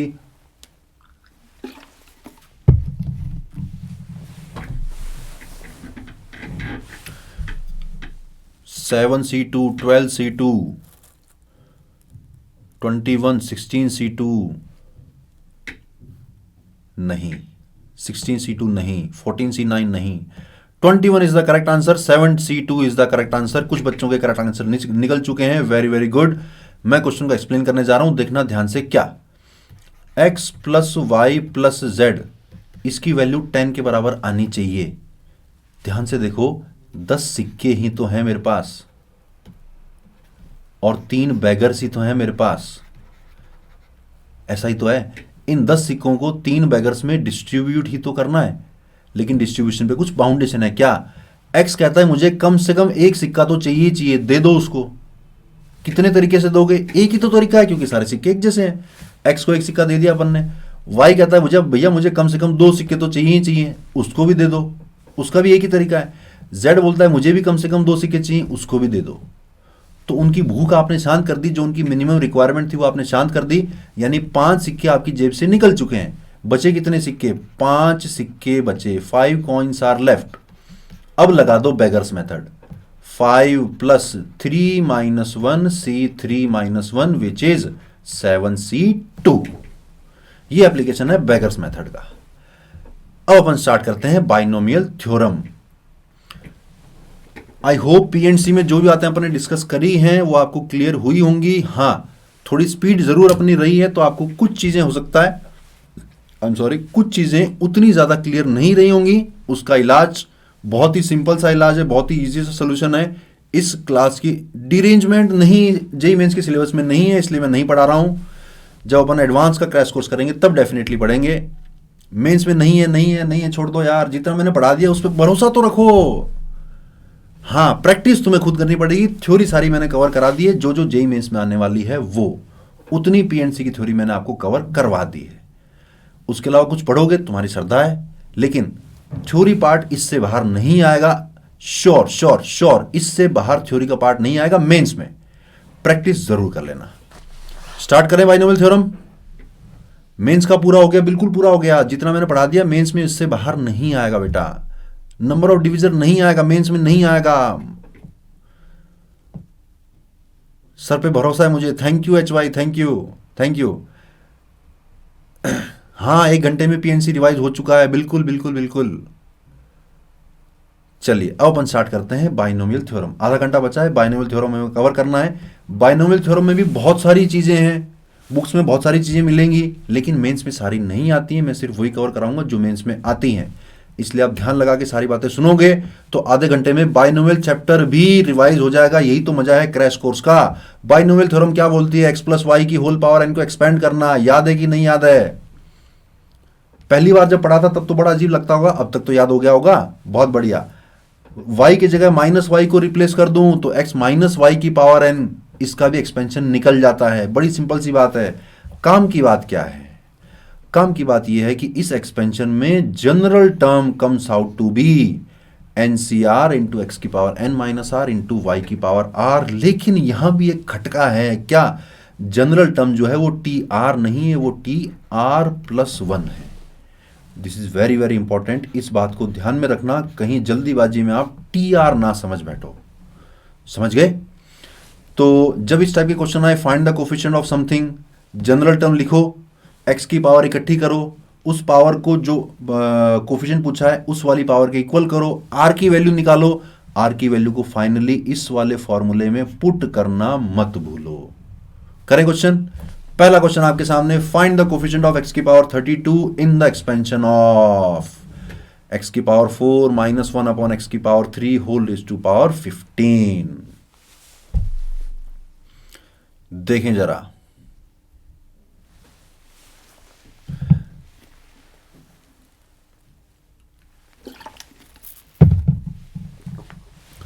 find the coefficient of x raised to power 32. T indicates term. Tr plus 1 means r plus 1th term. Tr plus 1, T stands for term. R plus 1th term. I am waiting for the answer of coefficient of x raised to power 32 in the expansion of this binomial expression. NCR में answer दे सकते हो, मुझे कोई problem नहीं है। 15C11, 15C4, 15C4, anybody else? Once again show the formula, this one. Very confusing. Definitely sometimes it seems confusing, but if you focus on what I am teaching, what I am saying and what I am writing, all the confusions will fade away. So focus on the part when I am teaching you and I am explaining you some question. 15C4 correct जवाब, बहुत सही, बहुत बढ़िया। चलिए solve करते हैं। x की power 32 का एक्सपेंशन निकालना है। क्या करूंगा मैं? सबसे पहला काम मैं फॉर्मूला लिखूंगा।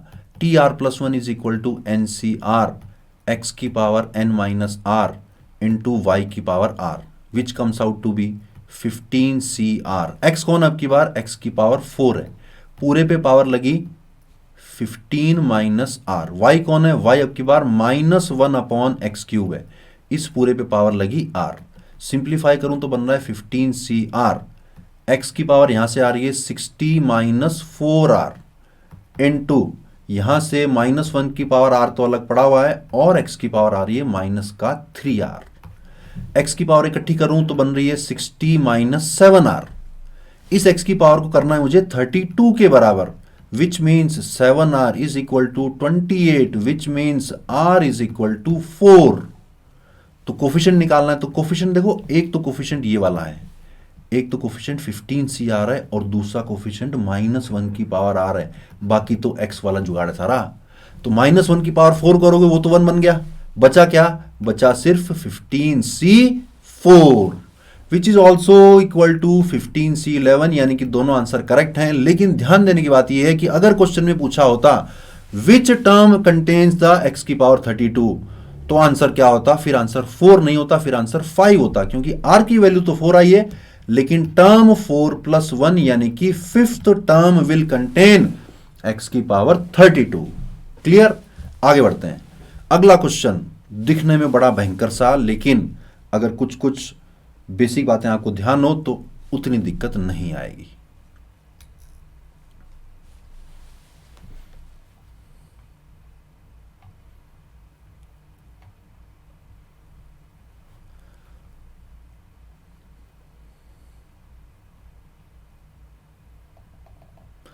आंसर नेगेटिव में होता है सर, मतलब देखा ना अपन ने, पॉजिटिव आया था, माइनस 1 पे पावर 4 आ रही थी। पिछले क्वेश्चन में माइनस 1 के ऊपर पावर 4 आ रही थी, इसलिए कोफिशिएंट पॉजिटिव बन गया है, नेगेटिव नहीं आया है।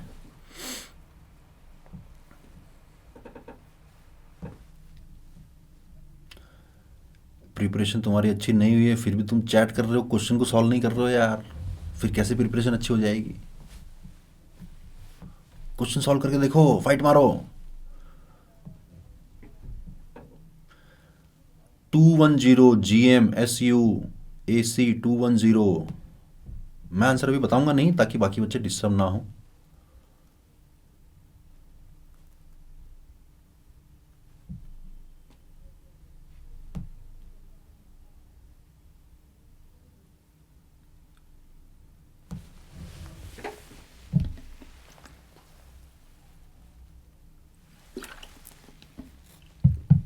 Okay, 210 is the correct answer. बहुत बढ़िया। मैं चैट को अब ऑफ करने जा रहा हूं क्योंकि इस क्वेश्चन में आपको बहुत ध्यान से देखने की जरूरत है। देखो, इतना बड़ा एक्सप्रेशन है, जाहिर सी बात है कि ये इसका बाइनोमियल एक्सपेंशन तो करवाना नहीं चाह रहा। ये मतलब पक्का पक्का क्वेश्चन चिल्ला चिल्ला के कह रहा है कि मुझे सिंप्लीफाई करो। ध्यान से देखो, x प्लस 1 और नीचे पावर 1/3 हो गई हैं, तो x प्लस 1 को मैं लिखने जा रहा हूं x की पावर 1/3 का क्यूब प्लस में 1 का cube. A cube plus b cube, a cube plus b cube यानी a plus b into a square plus b square minus a b. ऊपर वाला जो पोर्शन था उसको मैंने अगर ये लिखा तो ये बन जाएगा। इसका मतलब ये वाला पार्ट और ये वाला पार्ट तो कैंसिल हो गया ना। फर्स्ट टर्म में बचेगा सिर्फ x की पावर 1/3 प्लस 1। सेकेंड पार्ट को देखो, सेकेंड पार्ट है x minus 1 upon x minus root x लिखा हुआ है। ऊपर वाले के factor root x minus 1 into root x plus 1 कर सकता हूं क्या? बिल्कुल कर सकता हूं। A square minus B square का इस्तेमाल कर लिया मैंने। क्यों किया? क्योंकि नीचे वाले में से जैसे ही रूट एक्स कॉमन निकालूंगा अंदर रूट एक्स माइनस 1 बच जाएगा, और ये चीजें जब कैंसिल होती है तो बड़ा अच्छा लगता है कि सिंप्लीफाई हो चुका है। बचा क्या? Root x plus 1 divided by root x. Simplify किया तो 1 प्लस 1 बाई रूट एक्स बच गया। यानी ओवरऑल अगर आप इसको सिंप्लीफाई करके लिखोगे तो पहला पार्ट तो बच रहा था x की पावर 1/3 प्लस 1, फिर आया माइनस, ब्रैकेट लगा रहा हूं क्योंकि बाहर माइनस है, फिर बचा था 1 प्लस इस 1/√x को मैं x की पावर माइनस हाफ लिख दूं तो कोई दिक्कत तो नहीं। पूरे के ऊपर पावर लगी हुई है कितनी? 10। अंदर वाले को सिंप्लीफाई किया तो 1 तो कैंसिल हो गया, बचा x की पावर 1/3 प्लस x की power minus half whole raise to power 10। इसमें निकालना है हमें x की पावर 0 का कोफिशिएंट। फिर से वही वाला फंडा, tr प्लस 1। चलो यहीं पे कर लेते हैं अपन, tr प्लस 1 क्या आएगा? 10cr x की power 1/3 whole power 10 minus r x की power minus half whole power r। तो r की पावर इकट्ठी कर, सॉरी x की पावर इकट्ठी करते हैं अपन। x की पावर इकट्ठी कर रहा हूं तो यहां पे लिख लेते हैं अपन, x की पावर आई 10 minus r by 3, 10 minus r by 3 और माइनस में r by 2। This should be equal to 0, यानी कि 10/3 should be equal to r/2 plus r/3 यानी कि 5r/6। ये कैंसिल हुआ 2, ये कैंसिल हुआ 2, r की वैल्यू आ गई 4 ही आ रही थी ना r की वैल्यू। r की वैल्यू 4 आई, यानी कि अपना आंसर क्या आ रहा है? अपना आंसर आ रहा है 10C4। This is our final answer. Simple है। इस क्वेश्चन जेई मेंस में आया क्वेश्चन, बता दूं आपको, जेई मेंस का क्वेश्चन है, इसलिए ऐसा मत सोचना कि जेई मेंस में तो यार सिंपल क्वेश्चन आते हैं, ऐसा नहीं है। ये क्वेश्चन आया ना, थोड़ा सा कैलकुलेटिव है, थोड़ा सा ध्यान से करने का है, लेकिन मुश्किल नहीं है, मुश्किल नहीं है। आर की वैल्यू 4 आई, आंसर निकल गया अपना 10C4। समझ में आया क्या? Chat is now again on. अगर समझ में नहीं आया, अनफॉर्चुनेटली थोड़ा सा हमें आगे बढ़ना पड़ेगा, बाइनोमियल कंप्लीट करना है हमें क्रैश कोर्स में। समझ में नहीं आया, रिकॉर्डिंग दोबारा देख लेना, एक एक चीज को एक्सप्लेन कर रहा हूं मैं। आगे बढ़ते हैं। Middle term in the expansion of x plus y की होल पावर n। सबसे आसान काम क्या? n अगर ऑड हो तो 2 मिडिल टर्म आती हैं, ध्यान होगा आपको कौन कौन सी? tn plus 1/2, n plus 3/2। n अगर इवन हो तो a की मिडिल टर्म आती है कौन सी? t of n/2 plus 1। Example लेके दिखाऊं क्या? जैसे सपोज n अगर 4 होता तो टोटल 5 टर्म्स आती ना, ये तो जानते ही हो। पावर n है तो एक्सपेंड करने पर n प्लस 1 टर्म्स आती हैं, तो t1, t2, t3, t4, t5 एक ही मिडिल टर्म आ रही है। लेकिन अगर n ऑड होता तो नंबर ऑफ टर्म्स बन जाती even, number of terms even बनती तो फिर 2 मिडिल टर्म्स आती। वेरी क्लियर, बहुत बढ़िया बहुत बढ़िया। Each topic in English and Hindi please. Okay okay okay okay okay.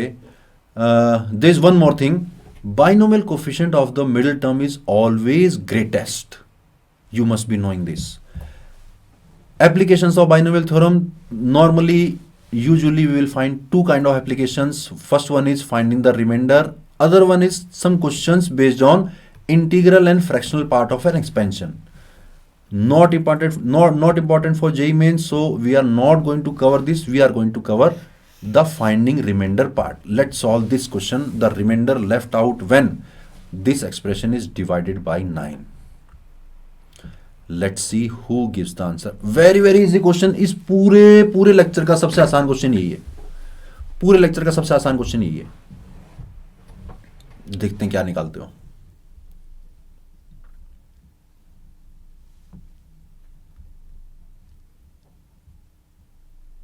Second कभी नहीं आया मतलब?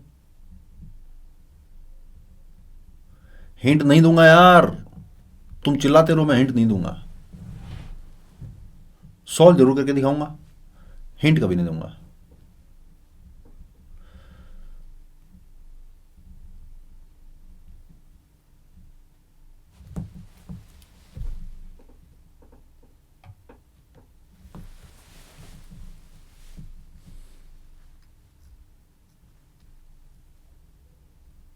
नहीं, सेकंड वाला पार्ट कभी भी जेईई मेंस में नहीं पूछा गया है। ये वाला पार्ट जरूर पूछा गया है जेईई मेंस में। This is actually JEE Mains question. Second वाला पार्ट कभी नहीं पूछा गया है। जेईई पास किए ना यार, स्टार्टिंग में बताए थे ना।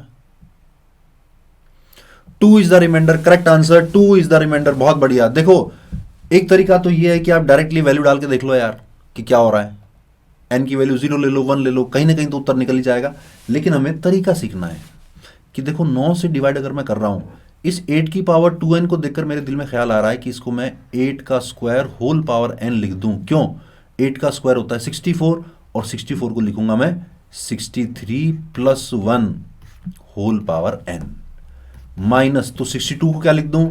63 minus 1 whole power 2n plus 1। समझ गए? अब मुझे x माइनस 1 का होल पावर एक्सपेंशन ये अच्छा नहीं लगता है, मुझे तो 1 माइनस एक्स का होल पावर n का एक्सपेंशन अच्छा लगता है। सिमिलरली 1 प्लस एक्स की होल पावर n का एक्सपेंशन अच्छा लगता है। तो मैं पहले वाले को 1 प्लस 63 की होल पावर n लिख रहा हूं और दूसरे वाले में से माइनस बाहर निकाल रहा हूं। माइनस बाहर निकालूंगा तो ऊपर पावर ऑड है, यानी बाहर माइनस बन के ही निकलेगा, तो बच जाएगा प्लस के साथ 1 minus 63 raise to the power 2n plus 1। यहां तक क्लियर? एक्सपेंड करना बड़ा आसान है। C0 plus C1x plus C2x square dash dash dash plus में आएगा C0 minus C1x plus C2x square dash dash dash. हो क्या रहा है? हो ये रहा है कि ये वाला पार्ट बना 1 और ये वाला पार्ट बना 1, 1 प्लस 1 2 प्लस बाकी जितनी भी चीजें हैं सब में 63 का कुछ ना कुछ मल्टीपल आ रहा है, यानी 63 के साथ कोई ना कोई इंटीजर ही आएगा। If you are going to divide this whole expression by 9 because 63 is divisible by 9, तो we are going to be left with remainder equal to 2। Clear हुआ क्या? रिमाइंडर आएगा 2 के बराबर। बढ़ना पड़ेगा हमें आगे क्योंकि समय की कमी है। अगर आपको ये वाला क्वेश्चन समझ में नहीं आया हो, रिकॉर्डिंग को दोबारा देख सकते हैं। अब बात करते हैं questions based on binomial coefficient. बड़ी इंपॉर्टेंट टॉपिक है और मेंस में भी एडवांस में भी अक्सर क्वेश्चन आता ही है, लेकिन कुछ यूजफुल रिजल्ट्स क्या क्या? C0 plus C1 plus C2 से लेकर Cn इज इक्वल टू 2 की पावर n, याद होगा ये तो। C0 minus C1 plus C2 minus C3 is equal to 0, ये भी याद होगा। इन सबको, इन दोनों को अगर मैं ऐड कर दूं तो कुछ अलग रिजल्ट निकल के आएगा, सब्ट्रैक्ट कर दूं तो कुछ अलग रिजल्ट निकल के आएगा। ये रिजल्ट भी आपको याद रहना चाहिए मेरे भाइयों। कुछ और बातें बताने जा रहा हूं which are very helpful in solving the questions which are based on binomial coefficients. क्या? NCR can be written as n by r n minus 1 CR minus 1, यानी कि कभी अगर 10C6 दिखे, this can be written as 10 by 6 multiplied by 9c5. Very useful in solving the questions of binomial coefficients. NCR is equal to n by r multiplied by n minus 1 CR minus 1. अगली ये भी very important, पिछली वाली ये भी very important. सब पे लिखता जा रहा हूं जो आपको बिल्कुल घोटी हुई होनी चाहिए. घोटना समझते हो ना, मतलब मेमोराइज का भी memorize. NCR plus NCR minus 1 is equal to n plus 1 CR. NCR plus NCR minus 1 is equal to n plus 1 CR. अगली property NCR divided by NCR minus 1 is equal to n minus r plus 1 upon r. Binomial series बिल्कुल है JEE Mains में. NCR upon NCR minus 1 is equal to n minus r plus 1 divided by r. Last but not the least, ये तो definitely आप सबको ध्यान ही होगा, n factorial can be written as n into n minus 1 का factorial.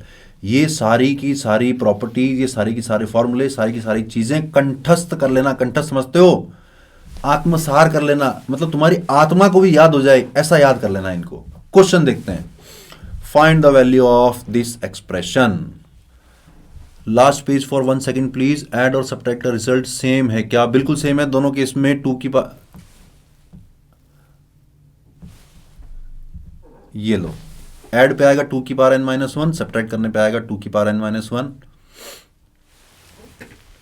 एक बार even number वाले आएंगे, एक बार ऑड नंबर वाले आएंगे. क्वेश्चन आपके सामने ये रहा.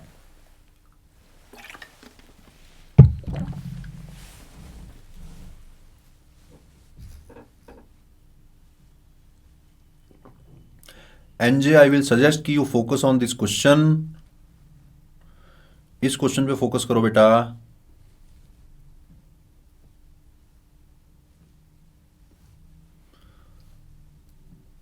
इस पूरी रिकॉर्डिंग को दोबारा देख लेना. पूरा देखने की जरूरत नहीं पड़ेगी. स्टार्टिंग में ही मेरी रैंक मेंशन करी हुई है, पता चल जाएगा आपको. मेरी रैंक, अरे तुम खुद रैंक लेके आओ यार, क्वेश्चन सॉल्व करो यार. क्या करोगे मेरी जेई रैंक का?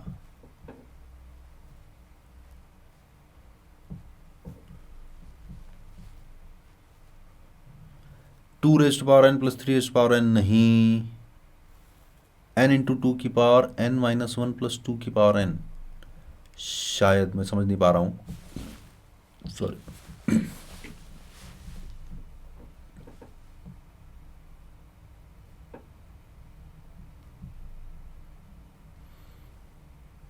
n plus 1 n plus 2 into 2 raise to power n minus 1.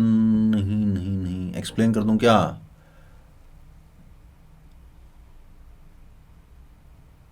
चलो एक्सप्लेन करता हूं मैं. इस क्वेश्चन को मैं एक शॉर्टकट से एक्सप्लेन कर रहा हूं क्योंकि जेई मेंस में इस तरह का क्वेश्चन आ सकता है. क्या शॉर्टकट है देखो जरा. S is equal to C0 plus 2C1 plus 3C2. चलते चलते इससे पिछली वाली टर्म क्या आएगी? इससे पिछली वाली टर्म आएगी NCN minus 1 and the last term is n plus 1 CN. S is also equal to, उल्टा करके लिख रहा हूं मैं, S is also equal to n plus 1 CN plus NCN minus 1. चलते चलते यहां इसके साथ आएगा 2C1 और इसके साथ आएगा C0. Now it is very very easy to add these two expressions. Y?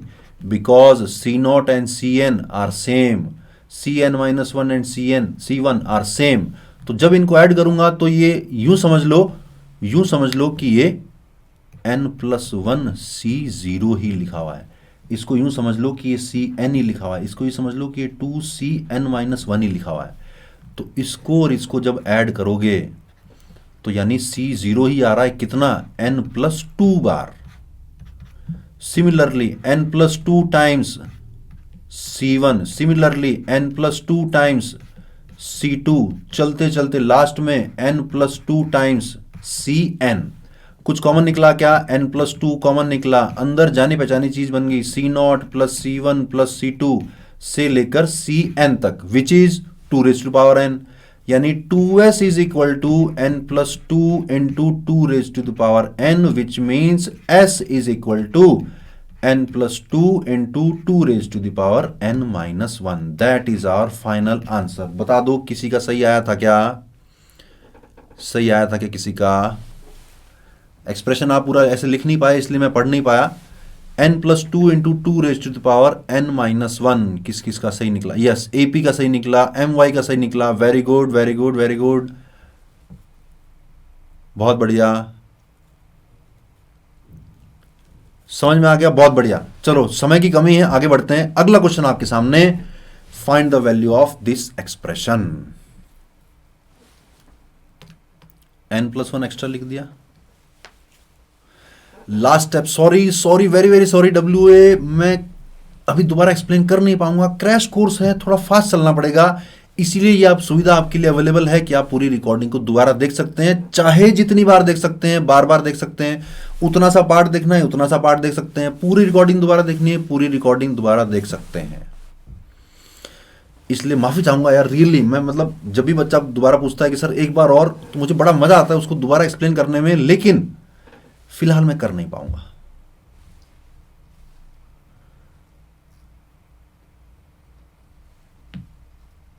बहुत बढ़िया। Where will the recording be? देखो जहां पे आपने लाइव लेसन खोला है उसी के साइड में एक टैब होगा प्रीवियस लाइव लेसन्स, वहां पे आपको सारी रिकॉर्डिंग मिल जाएगी। ए 2 raised to power 21 minus 2 raised to power 10 minus 2।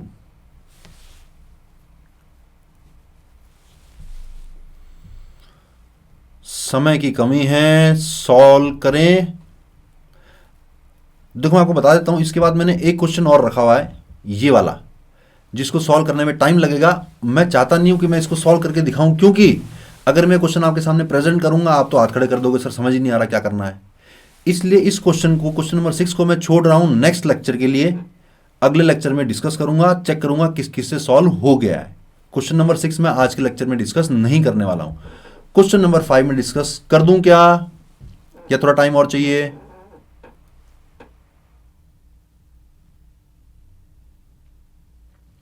Question number 5 को डिस्कस कर दूं?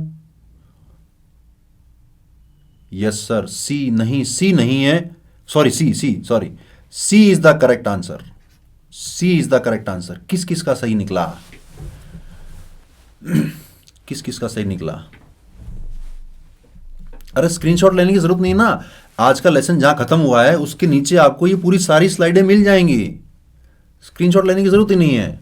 जो मैंने आपको एनोटेट करके दिया है, जो सॉल्यूशन मैंने दिया है वो भी आपको मिल जाएंगे, पूरा वीडियो भी आपको मिल जाएगा। तो क्वेश्चन नंबर 6 तो मिला ही पड़ा है। चलो डिस्कस करते हैं अपन। चैट को कर देते हैं ऑफ, ध्यान देना कैसे करते हैं जरा। ये तो क्लियर है कि मैं 21 वाली जो टर्म्स है उनको इकट्ठा कर लेता हूं, 10 वाली टर्म्स को मैं अलग कर लेता हूं। तो 21 वाली टर्म्स क्या क्या है मेरे पास? ये है 21C1 plus 21C2 plus 21C3। कहां तक जा रही है? 21C10 तक ही जा रही है। हे भगवान, ये अगर 21C21 तक जा रही होती ना तो मेरा काम आसान हो जाता। कर लेते हैं, वही कर लेते हैं। क्या? 21C0 plus 21C1 plus 21C2 से लेकर 21C10 plus 21C11 plus 21C12 से लेकर 21C20 प्लस 21C21, ये होता है 2 की पावर 21। मुझे तो इतना ही पता है। अब जो मुझे निकालना है उसको पहचानता हूं जरा। ये वाला पोर्शन निकालना है मुझे, ये वाला portion. Let's say this portion is S। क्या आपको ये बात हजम होती है कि this portion is also equal to S? क्योंकि ये वाला इसके बराबर, इससे पिछले वाला सेकंड वाले के बराबर, और जो पहला वाला है वो एक्चुअल में लास्ट वाले के बराबर है। समझ गए?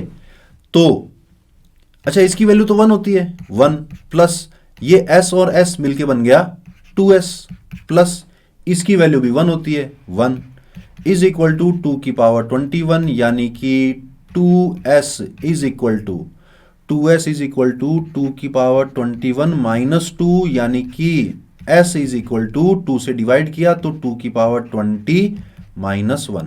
एक पार्ट तो निकल गया। ठीक है, दूसरा पार्ट अगर देखोगे तो माइनस के साथ है 10C1 प्लस 10C2 से लेकर 10C10 तक। ये तो आसान है यार, ये तो आसान है। कितना आएगा ये आएगा 2 की पावर 10 माइनस 1। लेकिन बाहर एक माइनस पड़ा हुआ है। सेकंड वाला पार्ट उतना एक्सप्लेन नहीं कर रहा हूं मैं, ये सिंपल है, आना चाहिए आपको, ये आना चाहिए।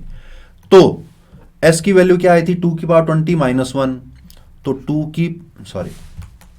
2 की पावर 20 माइनस 1, इसमें से घटाना है, माइनस करना है, 2 की पावर 10 माइनस 1, 1 और 1 तो कैंसिल हो गए, बचा 2 की पावर 20 माइनस 2 की पावर 10।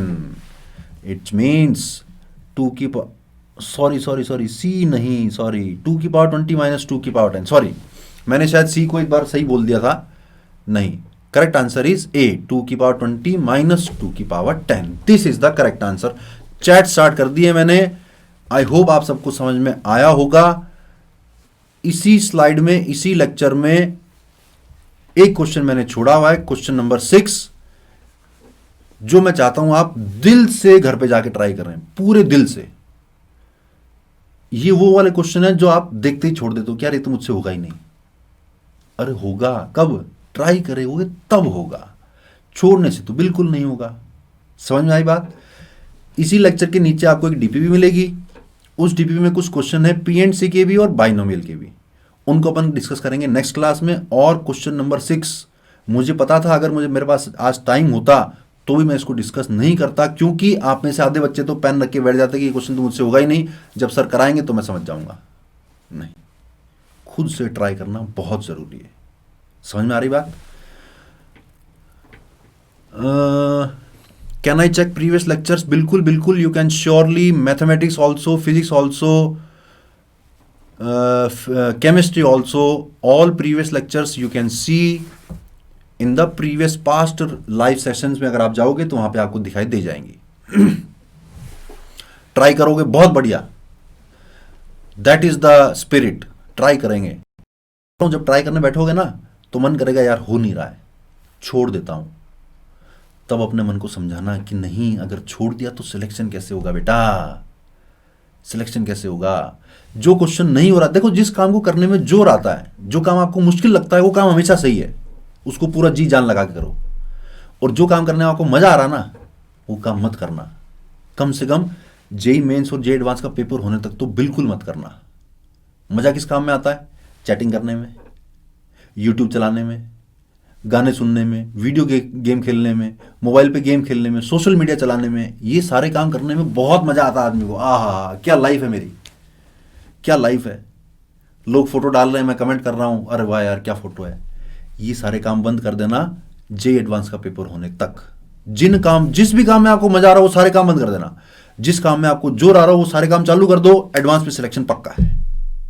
समझ गए बात को?